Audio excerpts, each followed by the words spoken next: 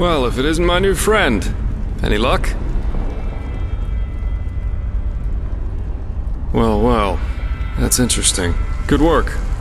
That only leaves the mysterious object in the water. I'll have a closer look around here in the meantime. Interesting. I didn't know about his companion's fate, to be honest. Irony of fate, isn't it? Murdered by those you wanted to help. But the Order will definitely be interested in these letters. Well done. That should be all we need then. Splendid. I did, and now I finally know what to make of it. Come, follow me. Vent a Star People's lock. And I bet my buttocks will find another answer behind that door over there. Doesn't surprise me. This kind of lock is usually only found in treasuries or castles. But they can be picked, but that's going to be quite the challenge without the bolts. Normally, yeah. It's quite simple, actually. Every keyhole has a matching bolt that latches into place once you insert it. And once all the keyholes, 5 in our case, are latched, the door the lock protects opens up. If you don't have the matching bolts, however, you should prepare yourself for the most frustrating break-in of your life. That is, if you don't happen to be Jespar, who knows a little trick. You can use wooden sticks instead of bolts. They'll break a couple of seconds after you put them inside the lock, but if you manage to get all 5 sticks into place before the first one breaks, you can basically trick the mechanism. It's all about speed, in other words. So I'd say you do the running, and I'll wait near the pressure plate. You ready? You're right, sorry. All you have to do is insert 1 stick into each of the 5 keyholes as fast as possible. Once you've done that, I'll push the pressure plate, which will open the door. If you're too slow, we'll just have to try again. Splendid. Here are the sticks. All right, go! We're really good at this. Now let's take a look and see what the old Magister didn't want anyone to see, shall we? A fire elemental. Not a weak one. This Yero knew about magic, that's for sure. That leaves us with the question of what exactly this is supposed to be. At the risk of blowing your mind, I had already figured as much. I suppose that's his companion. Though it's interesting that he was already on the wrong side of the law way before his rampage. Well, burials are considered heathen here in Enderal, and have been forbidden for about 300 years now. Here, corpses are always cremated. The whole thing's called the Last Journey. The deceased is taken to a place he or she considered special during his or her life, immediately after dying. That's the only way the soul can move on to the eternal paths.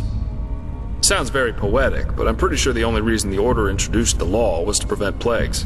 Plus, they might have noticed that too many lost ones running around on trade routes aren't that much fun for wanderers and traveling merchants. Yeah, but of course that only goes for the little man. The rich and powerful still tend to their family crypts, and there are still plenty of old vaults around from the time before this whole Last Journey thing was begun. And it's good that way. What would life as a treasure hunter be like without the notorious noble looking for family jewels in a century-old grave? Let's take a look around and see if we find anything. Beloved Sira, this is my last letter. In it, I ask for forgiveness, for it was I who murdered you.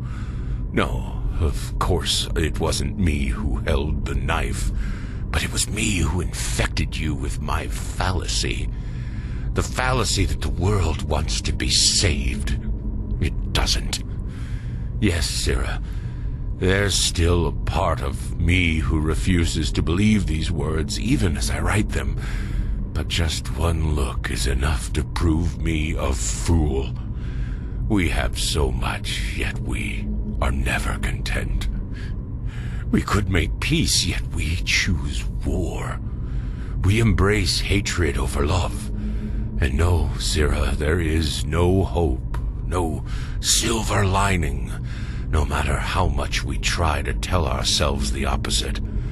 Mankind is at its end.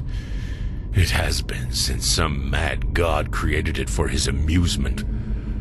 A Quranian philosopher once said that there comes a time in our lives when we make a choice to live virtuously, yet in austerity, or ignobly, yet in pleasure. The philosopher called this second choice choosing the void, because this is what lurks behind its pretty face. Do you see it now, Sira? The bitter truth? They all chose the void, all but us. We who dreamed of something bigger.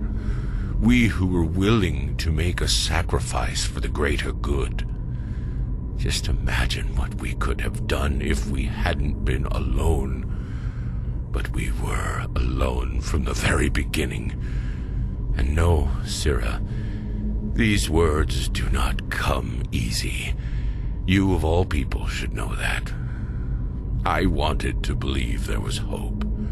I wanted to believe that all one has to do was remain strong, but look where our idealism brought us. Here I am, in front of your dead body, murdered by those you wanted to help. We should have fled to a faraway isle to grow old together, but we didn't. And why? Because I corrupted you with my delusions. I, too, will go, Sira. I don't think there is life after death, and I do not care. But before I make my exit, I will give this world what it deserves. Do you remember? They all chose the void. They shall have it. What's that? Let me see. Uh-huh. A tragic ending for a tragic personality, I'd say. Well, I think that should suffice. Well, what should I think about it? Yero was a self-righteous fool, just like all these do-gooders are. They celebrate themselves as great messiahs as long as everything goes well, but once they fail, it's the bad, bad world that's responsible for it. The wise hermit has a good saying for that. People are only idealists until it starts to hurt. He and his lady should have simply stayed in Riverville.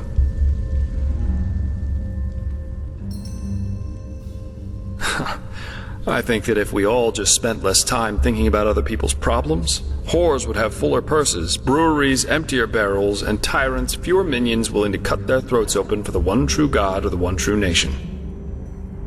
Yeah, we are. Here, I've got 2 teleport scrolls that can take us right back to Riverville.